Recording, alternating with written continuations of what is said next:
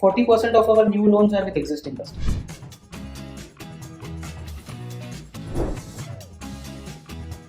But whenever one thinks about getting into a sector which involves a lot of government regulations, people vary that. Whenever the NBFC or a bank gives loan to us, they give it as a spread. So say 3% is the repo rate, plus they give it 3% repo plus 8%. That people are preferring more SUVs than sedans, Right. and even the average loan value is increased. The people have intention to pay, but they don't have, we say, salary slip. They don't file income tax returns. So if they go to a big bank, the bank will not give them loan. In the NPAs, non-performing assets, and the monsoon. Hi everyone, today we are in Bombay with Shalibhadra Finance Ltd. It's an NBFC, and NBFC as a sector has been gaining a lot of attention, especially from RBI. The complications have led to a lot of stringent regulations and high scrutiny. So in today's episode, we'll try to discuss everything about NBFC, and who better than the industry expert himself. We have with us Vatsal Doshi, promoter and MD at Shalibhadra Finance Ltd. Thank you for joining us today, sir. Yes. Thank you so much for coming down. Thank you. Sir, before understanding the company, we would like to understand your journey, because usually it's whenever one thinks about getting into a sector. I know your father started the company 30 years ago, but whenever one thinks about getting into a sector which involves a lot of government regulations, people vary that. So how did your father start the company, and how did you ultimately decided to join the company? So this company is a very old company. It was started in 1992 by my father. He's also a chartered accountant. I am also a chartered accountant. So in 1992, he was earlier a DSAO for a private bank. Like other banks, he was a DSAO, he was sourcing files for cars, for car loans. So after sourcing files for some years, he thought, let's start our own business. So with little capital, he started his own four-wheeler finance company in Mumbai. Then because of a lot of competition from other banks, we shifted to rural areas. And then we shifted to two-wheeler finance. So that is how the journey started. It's been 32 years now, and I am qualified as a CA. I've done my CFA, and after qualifying, my dad told me that let's do our business. So our family is basically, we are into entrepreneurship. Got it. My grandfather also started his own automobile business. My dad started a finance company. I was also keen on starting something else. So my dad was, okay, you join our business. In this, you can expand. So the base is now ready. Yeah. And so now we are thinking of scaling this up. Yeah, that's good to know. Sir, talking about NBFC, can you explain, like, for retail investors, people usually do not understand the difference between an NBFC and a bank. They know, okay, there are two sectors, there are two entities, but they don't know the exact difference between the two. So since you are the industry expert here, if you can explain it in the easiest possible language. So basically, banks and NBFCs, they are almost into the same line of business. They're into the business of lending. But banks normally, they take bets which are less risky. Okay. So the bets where they get lower interest rate, but where the risk is lower. And NBFCs on the other hand, they are into loans which are higher risk side, and which are more service driven. Okay. So if you normally, the big ticket loans which are, say 1 crore loan or 10 crore, 100 crore loans are normally done by banks. Okay. And smaller loans, say 10,000, 15,000, 20,000 are done by the NBFCs. Is there a limit to the I would say the amount of loan when you take a loan from NBFC? No, there is no. You can lend crores also, and you can also lakhs also. Crores also, but say if you want to take a home loan of 1 crore. Yeah. Then the bank will give you the finest rate. Okay. Over there, NBFCs cannot compete with banks with interest rate. Yeah. But if you say you want to take a personal loan of 15,000, over there banks will not be able to compete NBFCs, because NBFCs have the technological edge. They have that service driven thing. Okay. So also their assessment is quick. Bank will take 7 days to assess their proposal of 15,000, and also the cost will be so high.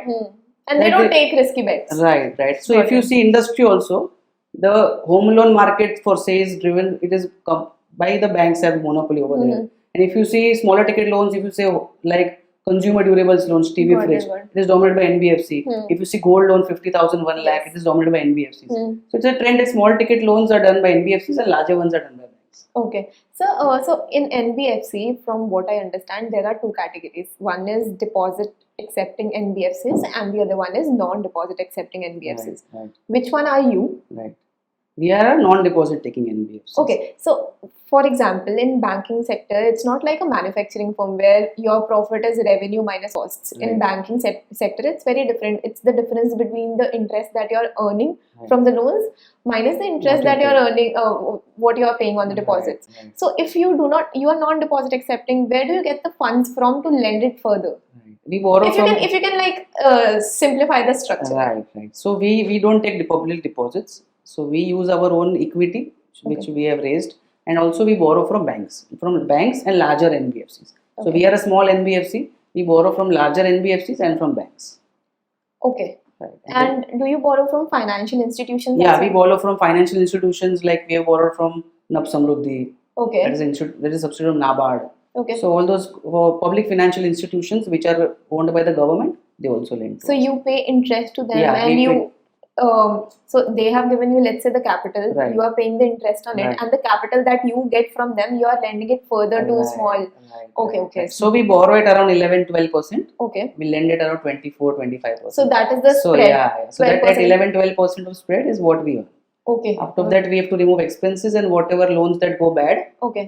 Minus that, the balance is our profit. So what is the borrowing cost here?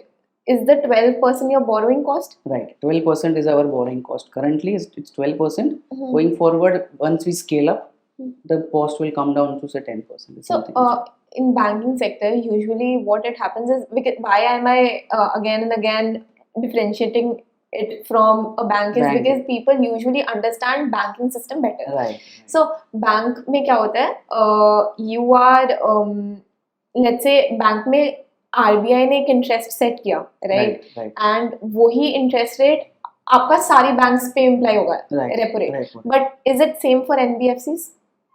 For NBFCs, no, we don't have any repo rate. Okay. When we borrow funds from banks, the Hmm. banks give it as a link to the base rate Okay. which they have. तो our her borrow- NBFC के लिए, let's say एक NBFC किसी और financial institution से बोरो करिए, आप किसी और से, तो सबका बोरोइंग कॉस्ट डिफरेंट रहेगा. Different rahega because the spread is different. Okay. So whenever the NBFC or a bank gives loan to us, they give it as a spread. So say 3% is the repo rate. Plus they give it 3% repo plus 8%. Okay. So it comes out to 11%. Now if repo rate increases by 1%, our rate will also increase. Got it. So so everyone has a different rate because the bank charges different spreads to different customers. Okay, what is the basis of deciding this? It is based on how risky the bank thinks the NBFC is. Okay. So if we are a small NBFC, we have to pay higher spread. Okay. Some other company which has more portfolio than us, they have to pay It's lower. basically based on the money that your AUM. AUM or what risk, if we are offering some security also to them, we are giving some, say we are giving FD as collateral to them. So that it depends on how much risk the bank thinks it is. Okay. So going forward, do you see your borrowing cost coming down? Yeah. And what is your borrowing cost right now? Currently it is 11.5%. Okay. And what we are doing is we are increasing share of public sector banks. Okay. So public sector banks normally lend at a lower interest rate as compared to private banks or as compared to larger NBFCs. Okay. So with their percentage increasing, automatically the average borrowing cost will come down. Okay. So within 3 years we are targeting it will come down to 10%. Okay, got it. So can you simplify your structure, like all the products that you offer, or you can simplify it in segments, like whatever is more convenient for you? So we are a vehicle finance NBFC. Okay. We give loans on wheels. You can say on 2-wheelers, 4-wheelers, also tractors. Our main strength is 2-wheeler loans. We give loans on new 2-wheelers and old 2-wheelers. So that is something which is our strength. And we give loans to people who don't have proper papers. Okay. We are into purely rural areas. We're into tier 5, tier 6 cities. So if you go to that area, there is no proper electricity connection. Okay. There's no proper network. People don't have bank accounts. Yeah. So we cater to customers who are not connected to formal banking channels. Got it. The people have intention to pay, but they don't have, we say, salary slip. They don't file income tax returns. So if they go to a big bank, the bank will not give them loans. Okay. So we have developed our own credit appraisal system through which we take local references. Since we are into this business for long, so we have developed our own way of assessing that customer and even collecting EMIs from that customer. Got it. So credit in rural areas is far more different than in say Mumbai or Delhi. Yeah. So It's very how do you identify, since you said they do not have bank accounts, they do not have proper papers. And Right. usually in large banks, they credit score. Credit score. Everything Right. happens on the basis of credit score. So Right. how do you identify the risk? Normally their credit score, they don't have credit score also. Yeah. Because till now rural India was more dependent on money lenders. Hmm. Since centuries, the people in rural area take loan from money lenders. Unorganized sector. Right, Yeah. unorganized, and they charge very high rates. Yeah. Even the RBI in recent years has tried to reduce that thing. So what we do is whenever a customer comes to us, we normally take reference of the sarpanch of that village. Okay. We take reference of a person who is prominent over there. Okay. Because in rural areas, each and everybody knows each other in that village. Okay. Not like cities where we don't know who our neighbor is. So in rural areas, so that reference we take. Secondly, we normally take what income is there. So normally it's an agrarian economy. Villages are more into agriculture. So where he's selling the produce, say he's selling the produce in mandi, so he will get a receipt like how much produce he has produced. Secondly, we depend on how much acres of land he has. Normally 1 acre, 2 acres. So we take 7-12 what we have. So depends. So how much land he has.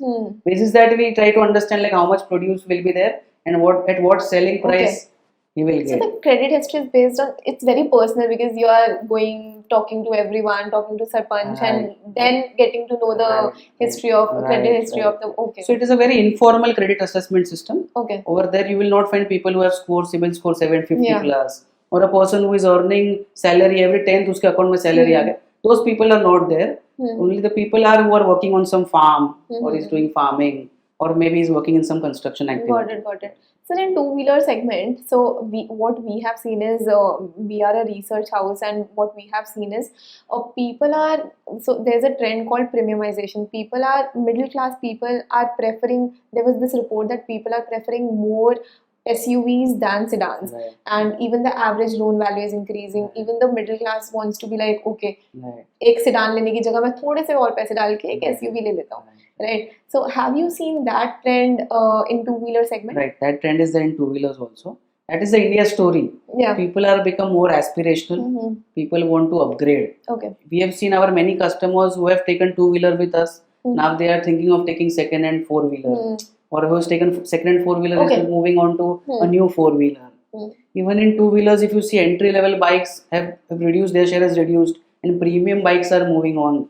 So that premiumization is something which is happening in all fields. Even in India also we can see that. In two-wheeler also we can see that.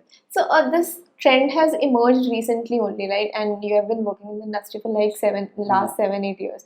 So have you seen, you provide loans to new vehicle two-wheelers and old as well. Right. So have you seen the change of share amongst these two segments? Like people are preferring to buy new vehicles over the used vehicles because of premiumization.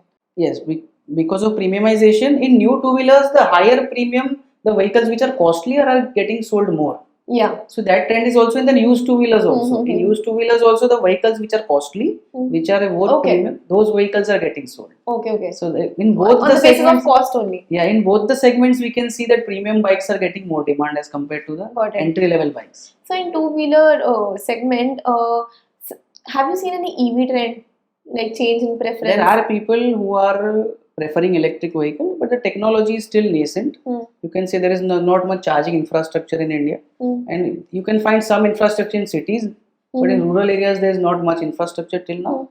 Because of that, EV has not been able to gain traction in rural areas. Yeah, because renewable energy is still a very new concept for rural India, and you are focused on rural and semi-urban areas. So we have not seen much trend in EV. Okay. Maybe in coming 3-4 years, I think it will pick up. And what is your average loan value, if I can ask? We are into average 45-50,000. 50,000 now is average ticket. And what is the duration? Duration is 24 months. Okay. So if a person wants, let's say, I want a loan of 45,000 for a two-wheeler, and the duration is 6 months, like what will I need to keep the collateral, or how will the security work? Security will be the vehicle itself. The vehicle which you are purchasing is the security. If you default on that loan, then that vehicle will get repossessed. Okay. So we are done with the two-vehicle segment. Recently, you have released a press statement that you are getting into housing finance too. Can you tell a little about this? So our company is very old. We have a base of around 5 lakh customers who are associated with us since a long period of time. We have done almost 4 transactions with us. So what we are thinking is, what is the thing that customer is asking? Okay. That customer comes to our branch and is asking, do you give home loans? So from there we got that idea that let's do what that customer is asking. In rural, affordable housing is a big thing now. Hmm. If you see, the affordable housing companies are, their AUMs are growing. So looking at that trend and also requirement for our customers, we have started housing finance. Okay. So we'll do only starting. We'll do only to our customers. Okay. Customers who have taken 2 wheelers from us, who have taken Existing customers only. only You are to not exist- planning to onboard the new customers. New customers will do after some time. Okay. After we gain some experience in this field, post which we'll do it. So, do you see yourself benefiting from Pradhan Mantri's Awas Yojana? Pradhan Mantri Awas Yojana, yes. Because of that, they have a target of housing for all. Yeah. So, That's right. And normally people in rural areas, they live in kacha ghar. Normally don't have proper. So because of Pradhan Mantri Awas Yojana, yeah, you see, everybody has got a pakka ghar in India. Yeah. That will be a huge benefit for us. So, since you are into, so you right now are in 3 states, right? 4 states. 4 states. We are Yeah. into Gujarat, Maharashtra, Madhya Pradesh, and recently Rajasthan. Rajasthan, Yeah. and you are planning to expand into 2 more states. 2 more states. We are going to Karnataka, and we are going to Goa. But in all these states, you are into rural and semi-urban areas. So, rural economy is very agricultural-based Right, economy, right. and agriculture economy further is based on how monsoons monsoons happen in India. So, have you seen any correlation between the NPAs, non-performing assets, Right. and the monsoon performance? Yes. It is purely dependent on how the monsoon is. So if there is a crop failure, the NPA will spike up. Okay. But in recent years, if you see, we've not seen any crop failure in last, you can say, 15-20 years. The monsoons are uneven. If you see, sometimes in 1 month you will get a lot of rainfall, Yeah. next month you will not. That also impacts the crop. But overall, you can say that the outcome of the crop, they will affect NPA. Got it. Because if they don't have any other source of income, the agriculture is the only. But if you see how we have placed our branches, whenever we open a new branch, we see 50 years average rainfall. Okay. So we see 50 years, if the rainfall is good, over there only we open branch. Got it. That's a very good strategy because seeing the pattern. Okay, but owing to climate change, I think. But luckily, India is lucky since last many years we have not seen any drought. In any part of India, we have not seen any drought. Rainfall is uneven, but it's good.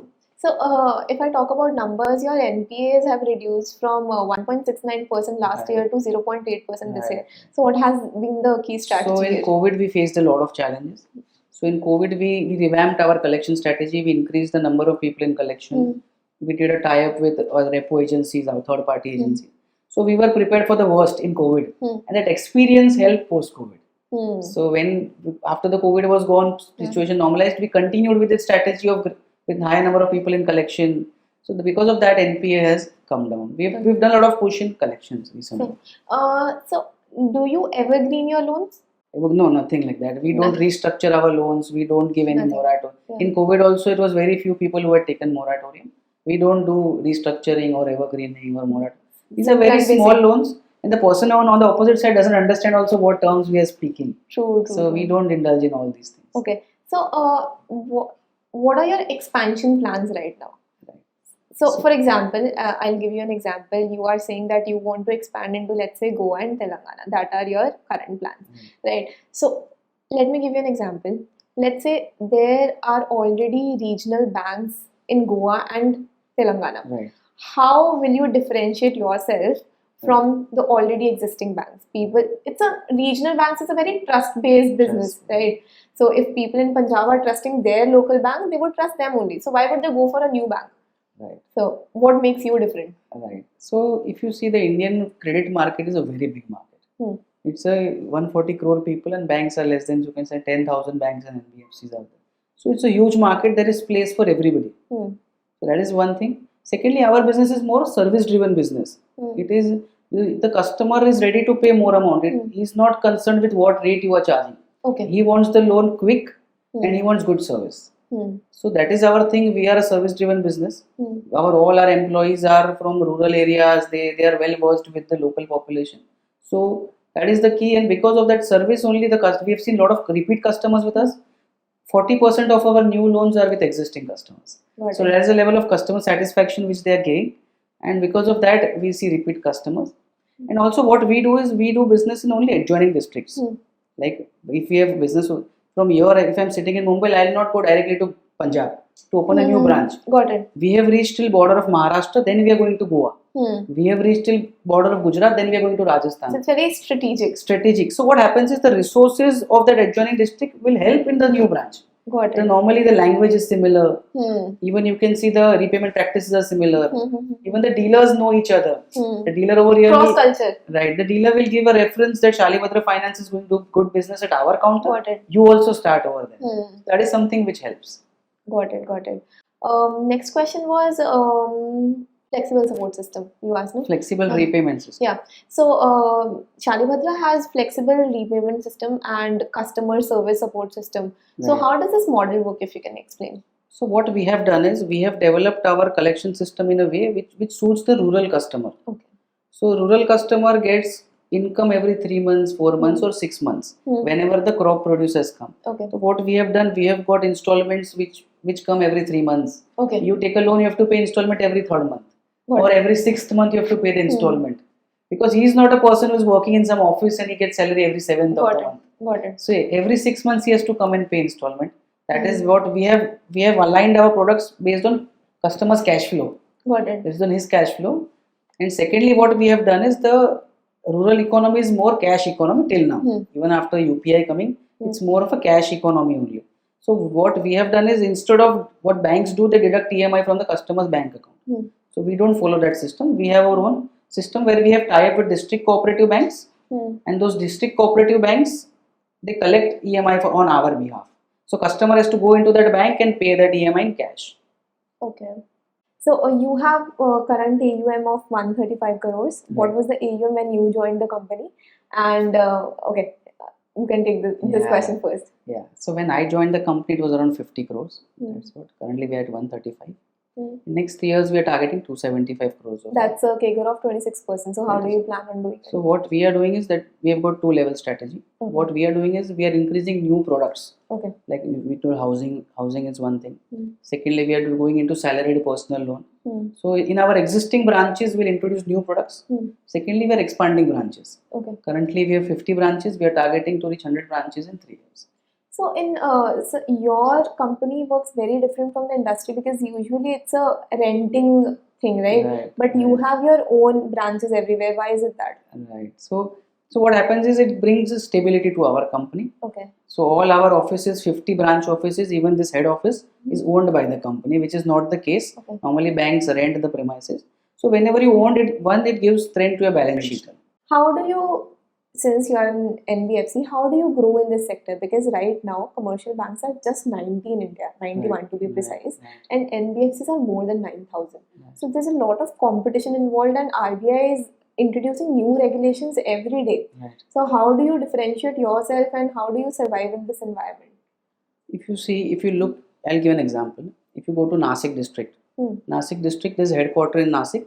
Around there's all the villages are there. So if you from 25 kilometers from the city is what the area the banks serve. Banks have got the limit that we'll not do any file which is beyond 25 kilometers in any city. And what our strategy is, we do beyond 25 kilometers only. Okay. So within 25 kilometers you will find 20 financiers are there, but beyond 25 kilometers not a single person will be there. Over there you will find local money lenders only. So we have found a blue ocean strategy for us. Purely rural areas, purely tribal areas where there is no competition. Because true, to all the companies that we are interviewing, everyone is targeting tier 2, tier 3 markets only. Because there's demand, there's that passion of people spending their money. Yes, that is there. That is the India A which people are targeting. Maybe India A or India A or B. We are targeting India C. The people who are at the lowest in the pyramid. That is the segment which we are targeting. So how do you acquire customers in this segment? Right now, banking penetration is just 75%. Right. So that 25%, how much is do you think, go to NBFCs? Right. We have our own sales team who go to each and every village who acquire customers over there. Even we have tie-up with the local people over there, local sub-dealers. In rural areas, we have sub-dealers. The main dealers are in the city. They have their sub-dealer point. So we have tie-up with those sub-dealers. From there, our people are sitting, sales people over there, customer comes over there, and based on that, we acquire our customer. So, when we talk to industry experts and when it comes to sectors like banking and IT, is the one thing that comes to everyone's mind is the sector is going to get affected by interest rates. Right. Right now, RBI, the interest rates are stable. Right. First, it was increased, then Right. it becomes stable. So, how do you see the interest rates panning out and how it's going to affect you? Oh, in the long run, interest rates will go down. Recently, they had increased because of inflation. The RBI was not reducing interest rates. But in coming few months, interest rates will go down, and that will be the long-term trend. That interest rates every year will go down. That will not impact our business much. What we are doing is we are into high-yielding products. Also, in our product mix, what we are doing is we are increasing share of products which have got higher yields. Okay. Like the used two-wheeler is something which has got higher yield. Even the used four-wheeler has got higher as compared to a new two-wheeler. So increasing that share will able to manage our return on assets by increasing the share of high-yielding products. So, but the spread will also decrease, no? You said some when we talked earlier about interest rates, like Right. what's the spread? So you said repo rate plus the certain amount of interest. Right. So if the repo rate goes down, your spread will decrease. Spread will increase. Borrowing cost Yeah, will go down. increase. Yeah. It will increase. Our top line will remain the same, and the borrowing cost will come down. So it will increase our NIM. So also, how strong are we on the tech side? Why am I asking this question is Right. because recently RBI stopped a very significant chunk of operations of one of the largest private Right. bank in India due to customer frustration and technical. The company was very bad at technical support. So, what is the tech status at Shalibhadra Capital? Right. A post which I joined, what I have done is we've invested a lot of it in technology. In last 2-3 years, we've invested in technology. What we have done is the entire process we have digitized. Okay. It has become truly paperless. So whenever, right from acquisition of the customer to customer service, we have digitized the entire process. Whenever a customer comes to a showroom, how the credit assessment will be done, that is also digital. How he signs the agreement, that is also digital. After which posting into our books, that is digital. And with collection side also we have done that. What we have done is collection through Google Pay, Phone Pay. That is something which we are promoting. Yes. So both the legs of our business, disbursement and collections, we have introduced thorough digitization. Got it. And right from earlier it was a manual process. Now we have developed our own software. See, if we want to scale up, it has to be digital. Got it. With manual paperwork, it is difficult to scale up. True. So now the stage is set. We have So developed are the you technology. training people because rural people are not well versed with the technology? They are much smarter than us. Actually, they are Oh. more well versed. We think like that people from cities are more smart, but it's not like that. Entire India is now coping up with new technology. So we have our training programs also. Whenever we launch, the softwares are not so difficult. They are not as complex as softwares of banks. We have got simple softwares and we could give training. People are well versed with them. Got it. So, and you have recently raised money via warrants. Right. What are your plans with that money? Right. So what we were targeting before scaling up, we should have enough money in our treasury. Okay.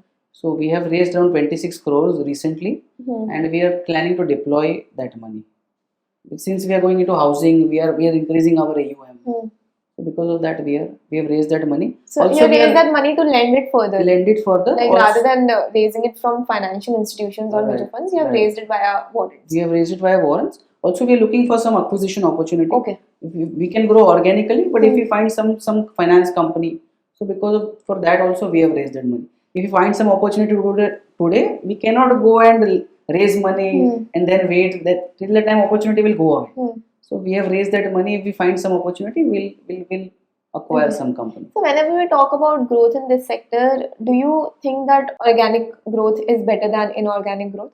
Both things are okay actually. Whether we grow organically. How or- you as a you as a company are planning we to are normally we prefer organic growth. do? That is something which is a perfect way of growing. Okay. But if you want to grow with speed, you have to acquire. So it should be a combination with organically growing with a bigger chunk. Got it. Acquisition may be a smaller part. Okay. I was reading that right now NBFC surrendering their licenses is at an all-time high. Right. So you joined the company 8 years ago. Right.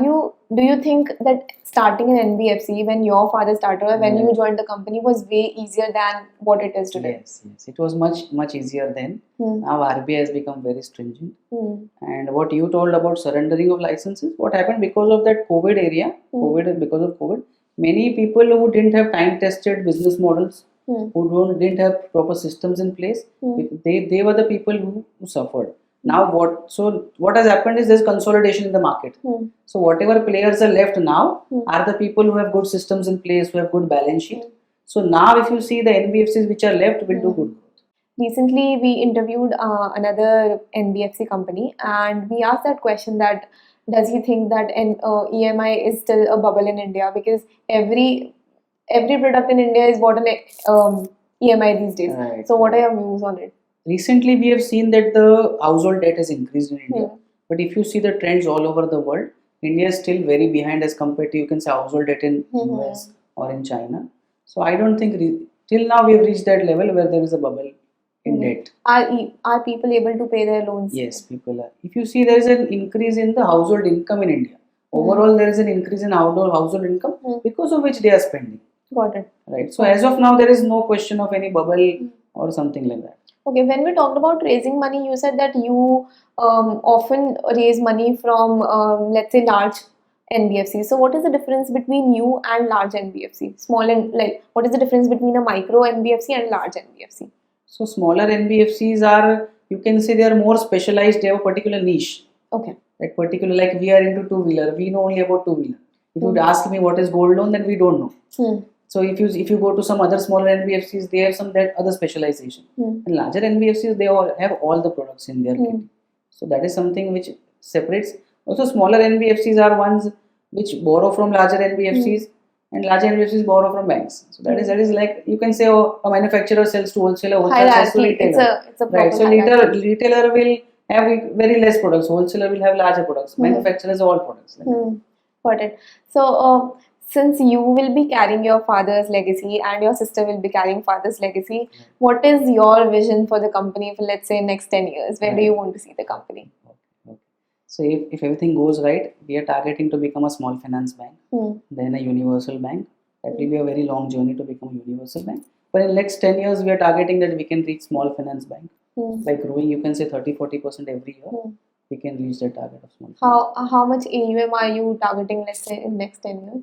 Next 10 years will be difficult to say, but in 10 years, we can say that we can reach around 3,000 crores of AUM. Wow. That's what we are targeting. In 3 years, we have targeted 300 crores. It's all step by step.